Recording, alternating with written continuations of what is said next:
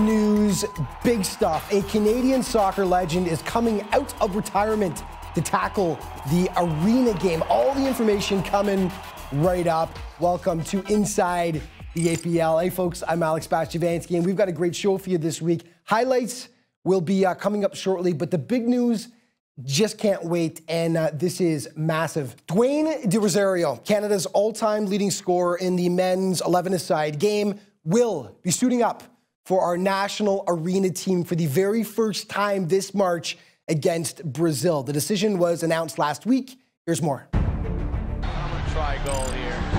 He does. Oh! Holy smokes!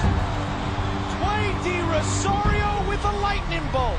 For 18 years as a professional, Dwayne De Rosario set the standard for Canadian men's soccer. He was the face of our nation on the pitch. In the process, he became the all-time leading scorer for Canada and the 6th leading scorer all-time in Major League Soccer. After retiring in 2015, it appeared as though his playing days had come to a close. Until now. As announced last week, D-Ro is back. De Rosario will lead our national men's arena team in a friendly against Brazil March 15th at the Hershey Center. It's an exciting time for players, management, and fans of the arena game in this country.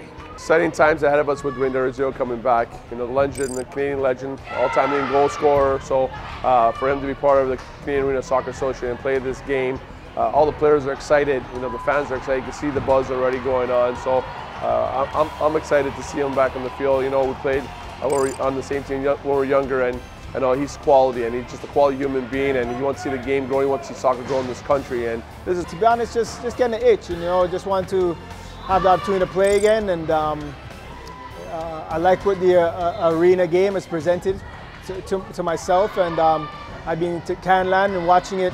D-Ro he's a legend. Everyone knows him. He's the face of Canadian soccer, so bringing him in, you know, I think it's just going to help our team, him being a leader, and great things are to come. That's pretty big, to be honest, like to have him on the squad and everything, try to get people out there, you know. He's a big time player, plays for TFC, he's Canadian also, so it's going to be good. On March 15th, it's going to come out pretty big, to be honest. I gave Phil a call and said, Phil, you know what? He actually called me and said, you know, how do you think about playing in the game? And I said, well, the first one, Mexico, I wasn't really feeling it. I just wanted to see how the game runs, you know, had some other things going on, and I think this game presents itself. It's at a good timing, first and foremost for me, and it kind of hit me at a time where I was feeling to get back out there, lace up the boots and play again. So it's just because of the love of the passion of the sport. It's great for the game. It's great for right across the country. It's very important that it's part of the whole pyramid of play of the YPL, the APL, the professional team that's coming, and the national team, which he's going to represent Canada again and wear that jersey, that number 14, proud. And again, be a leader of what we're trying to do. So we're excited to have him here, and looking forward to a sold-out crowd and him scoring that goal and doing some shake and bacon on that field that day. Yeah, it's going to be great. Okay, Portugal taking on Italy. Italy still looking for its first points of the year. It didn't go well. 40 seconds in, Matthew Santos makes it 1-0 Portugal. A minute later, Nick Machado follows suit off the rebound. Right there, not the start Italy was looking for, to put it mildly.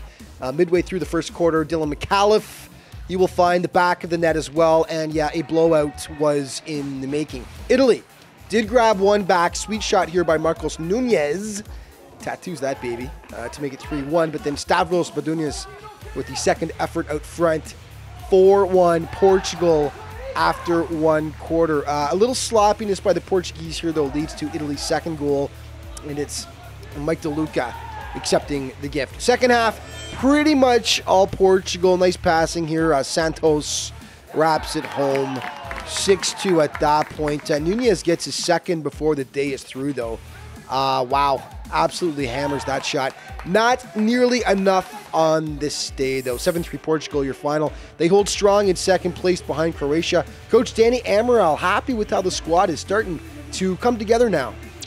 Our team performance has been very well. I think besides 2 games that we played that let us down, we should have got points in almost all of the games.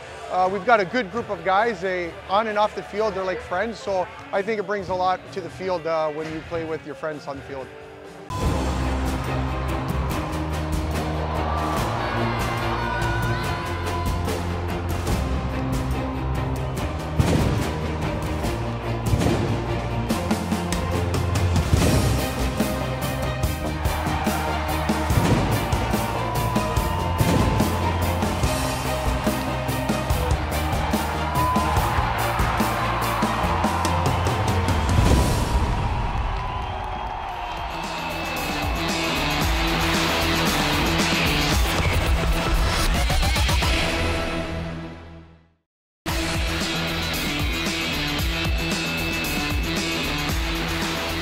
folks, welcome back to Inside the APL. Well, 2 weeks ago, South America AC slayed the giant. Croatia had been wrecking shop in APL action through the first 7 weeks and had yet to surrender even a single point.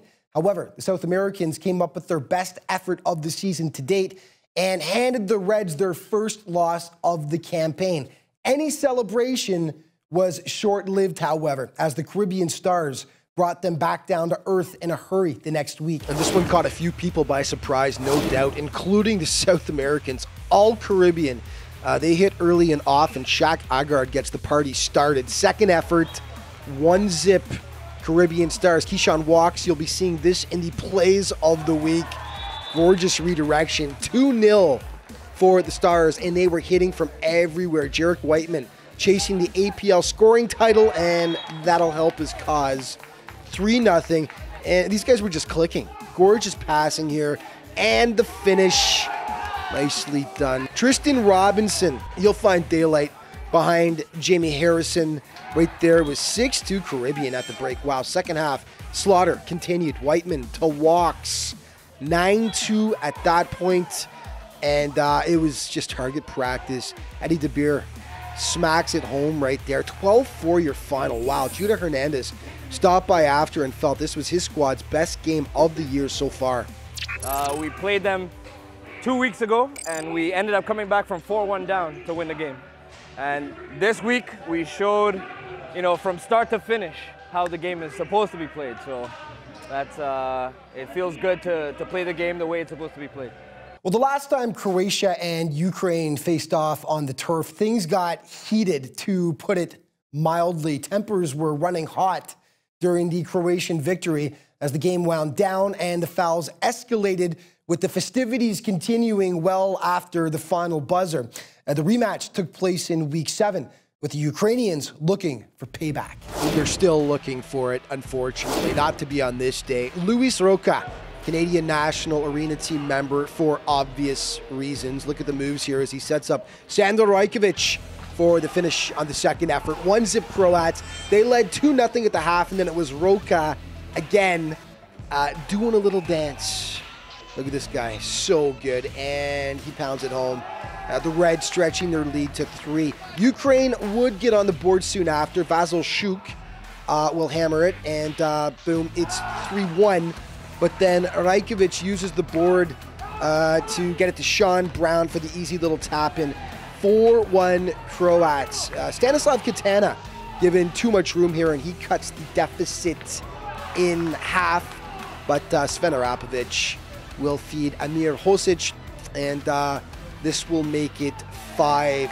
And then finally, some beautiful tic-tac-toe passing here by the Reds. Nico Martinez with the easy finish. This one, never really in doubt. Comfortable win for the Croats as they drop Ukraine by a 6-2 count. Yeah, it was a good game for us. This is a hard team we played against. But we came out strong, going forward all the time, and good that we got the win. Okay, one more before the break. The Ukrainians facing the Serbs, and mistakes absolutely killing the Ukrainians. We're just a minute in. The keeper serves it up on a platter from Miroslav Jovanovic, and it goes. 30 seconds later, the exact same thing. Ivan Nikolic with the finish this time, and those are absolute killers. 2-0. Ukraine facing an uphill climb back, but to their credit, they did it. Vasil Shuk steals. He lays it off, and the deficit is cut in half to 2-1. And then Arvin Neoshoneni just smokes it past the keeper from the tough angle. Tie game, and it's 2-2. Second half was crazy fun. Rodenko Kamberovic floats home the second chance right there. Serbs back on top. 3-2. Hold on, though. Keeper miscue at the other end, and Shuk will tie it up. Once again, the squads would trade goals after that, and then late in the contest, Dusan Kovacevic rips it into the net for the game winner. Entertaining contest. Ukraine close, but no cigar.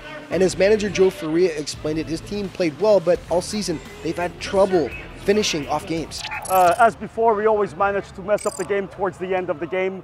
I thought it was a great game, well fought. Both teams played well. Hopefully next time we'll have better luck with the result.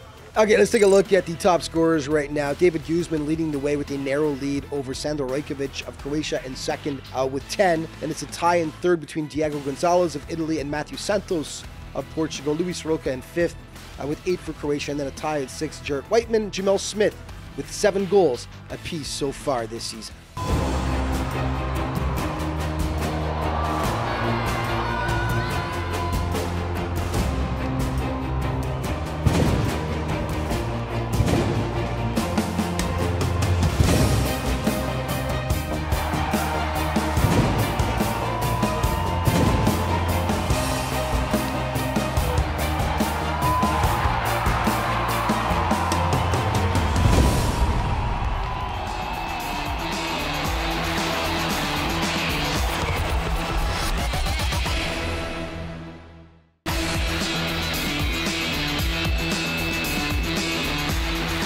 Hey folks, welcome back to Inside the APL, and it's our first Skype hit of the year, and each week we're going to feature our APL insider who's there at every single game, Vitaly Starov, joining me now. Vitaly, welcome to the show, buddy, our first segment of the year with the Skype. Thanks, Alex. It's a pleasure to be here. Excellent. As I mentioned, you are there for every single APL game. You've been there for all 8 weeks so far. You're going to break down some of the action we've seen so far. We have to start off with the big news we mentioned off the top, though. Very exciting stuff. Canada's all-time men's leading scorer in the 11-a-side game, Dwayne De Rosario, joining the Canadian national arena team for their upcoming friendly against Brazil in March. Big stuff, obviously. How exciting is this for the Canadian national team? Absolutely, Alex. I think that's really exciting. And I'm not talking only about the level of the game that Dwayne is going to increase. He's also going to increase the level of the spirit in the locker room. We all know what a player Dwayne is. He's going to give it 100%. He tries, he goes hard, and just having a player like Dwayne on your team is automatically gets you better. Absolutely. Now, when I actually interviewed Dwayne last week and I asked him the question, a little bit rusty, and he said, a little bit rusty, yeah. And with the arena game especially, the ball is round, though. A game is a game, but no question he's going to need a little bit of seasoning before making his debut with the national arena team. Could we see Dwayne possibly take part, do you think, or is it just wishful thinking that we might see Dwayne take part in a couple of APL games as a tune-up? Well, you never know. This could be a possibility.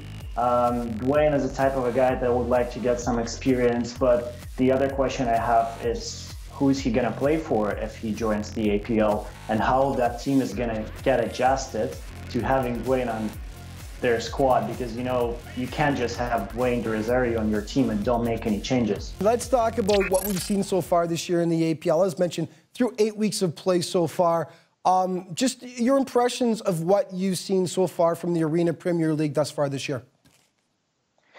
APL is an amazing project, and it was first kind of weird to me to see those guys transition from the outdoor soccer to the arena game. But they get better every week, and the level of play gets better and better with each week, and it's really competitive. It's been competitive since week 1. We saw some really good battles between Croatians, Serbians, Ukrainians, Italians. It's really exciting, and I think that all the players treated like it's a professional league, and Absolutely, that's why it's really cool. Absolutely, and leading the pack so far, Croatia has been phenomenal. Just a single loss on the season up to this point. Sandor Rajkovic, second overall in APL scoring. National team members Sean Brown and Luis Roca, along with the veteran defender Sven Arapovic.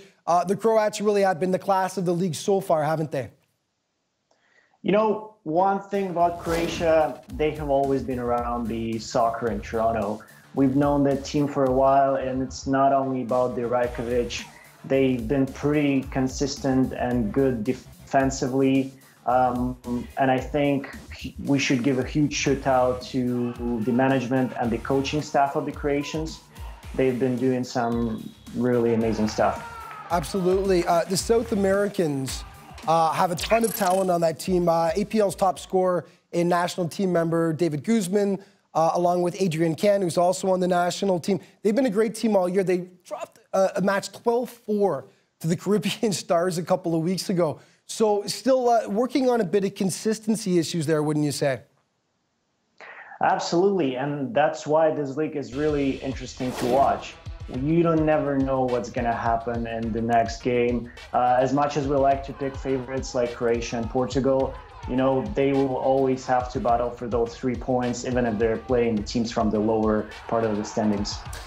Finally, February 18th, which is a day that I know you've got circled on your calendar as well as I do. That's the day the Croats and the Serbs are going to go head-to-head in APL action. We know what tends to happen when the Croats and Serbs hit the pitch in the game of football, which is a ton of skill, but also tempers can tend to flare. The referees are definitely going to have to be on their toes in that game, and it also follows quite a lot of physicality just in general we've seen in the APL this year. But that's going to be an interesting matchup, the Croats and the Serbs coming up, isn't it? Oh yeah, 100%. That game will be interesting, but you know what? Every game is interesting in the APL. Every game is a battle. You never know, even if it's Ukraine playing Italy, we're still going to see a huge fight on the field. And I mean, I don't mean an actual fight. Although they've been close. Although they've been close, yeah, exactly. Yeah. But that happens because nobody likes losing, and we know that perfectly well. And all the guys know each other from the past. They've been playing together in the CSL, USL, and some in the MLS. So they don't like to give the 3 points to their opponents, you know what I mean? Absolutely. And obviously Croatians and Serbians are going to have a huge show on the pitch. Absolutely, and we're going to have all the highlights of that match coming up over the next couple of weeks. Vitaly, my friend, great first segment on the show. We appreciate it, and we'll see you next time. More Inside the APL coming up in just a moment.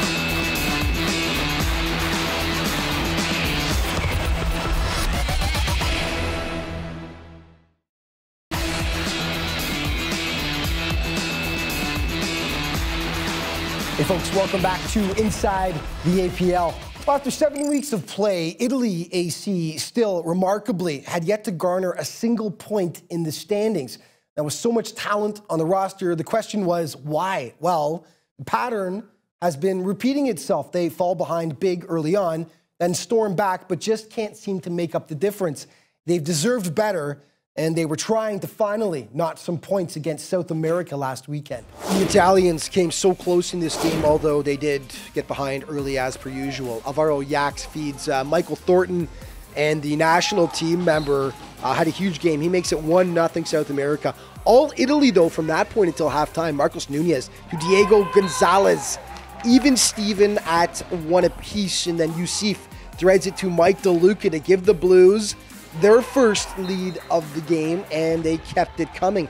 Nick Miodrag to Gonzalez, and it's 3-1, Italy AC. Second half, though, Evan James with an arena soccer clinic here as he goes boards, back, and then goal. And yeah, the deficit is cut to 1. Jamel Smith had a big game for South America. Nice shot here, but that probably should have been stopped. Too far out, just saying. And then James with a bit of trickery that fools keeper Colin Susi. Even Steven 3-3. They were relentless. Susi can only do so much here. 2 saves before Smith knocks it past him. 4-3 South America. They actually stretched it to 7-3 before the Blues woke up. Own goal here by Camilo Cano. That cuts it to 7-4. And then DeLuca plays give and go and happily finishes the return pass. 7-5, then the giveaway, and Miodrag will deposit. And yeah, Forza Italia. Just a 1-goal game, but with the extra attacker out late, once again, they just can't close the gap as Michael Thornton will complete the hat trick and give South America the 2-goal cushion. That's how it finishes up. Good effort by the Italians, who once again come up just a touch short. The game was back and forth the whole time. You know, near the end, we started to get a bit of a lead, but they started catching up.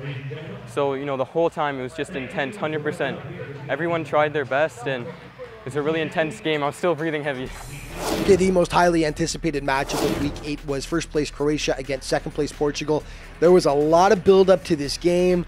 Even new National Arena team member D-Row himself was out to check out the clash of the Titans, and this was an arena rarity. Defensive stalemate. Sean Brown gets denied by Portugal keeper Edson Lopez. First goal wasn't until late in the first half. Croatia free kick. Matthew Rios to Gregor Zogeli. And finally, the ice is broken. 1-0 Croat. Second half, Sven Arapovic gets some air conditioning added to his kit right there. Courtesy Brandis Samoas, and there's the evidence. Sven, unfazed though. Lopez doing his part to keep his boys in the game, getting down and dirty to deny Arapovic soon after with a nice save. Once again, though, Luis Roca shows why he's among the APL scoring leaders. Superior skills.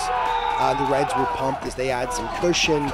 It's 2-0. The final bit of insurance is Roca here will put it in from a bit of an odd angle. Lopez can't catch up to it. 3-0 Croatia. They remain the APL's top dogs, taking down second place Portugal AC. Went pretty good, to be honest. Like we played as a unit towards the end. We played defensively, came out with the result. So it's good. Okay, just a reminder before we go, head to aplsoccer.ca to keep up to date with everything. They've done actually a great job with this website. All your stats, standings, stories, game recaps, and of course, your team of the week. And here it is for last week. Faris Defendic, Alexander Novikov, Gregory Zogeli, Dusan Kovacevic, Michael Thornton, and Jamel Smith. All top performers. Congratulations, guys. That's your APL Team of the Week. Standings. And Croatia continues to hold strong. Now an 8-point bulge over second place Portugal, who's got 16 points. Serbia, Caribbean Stars, and the South Americans in a tie for third, 12 points each. The Ukrainians with 4 points, and right now in seventh, Italy still yet to garner their first point of the season. This week's top 5 plays, Italy putting on a passing clinic against South America. Tic-tac-toe, Mike DeLuca to finish in close. Number 4, more sweet passing here by the Caribbean boys this time, part of a huge 12-4 win over South America. Number 3, same game, rush on walks. Oh, baby. What a redirection for the pretty score there. Number 2, Luis Roca, you own the top 2, buddy. First against Portugal, slicing and dicing, then going top shelf. And number 1, either of these two were worthy. Roca again against Ukraine in another Croatia win. This guy's got the moves like Jagger. Gorgeous stuff. He puts it home. And yeah, that is our APL play of the week. And we're all out of time for this week. Just a reminder, though, there's so much exciting arena soccer stuff coming up in Canada, including, as we've mentioned, the debut of Dwayne De Rosario on our men's national team against Brazil in March. Now, to find out about everything to do with arena soccer in this country, head to casasoccer.ca. Thank you so much for watching, folks. We'll see you next week.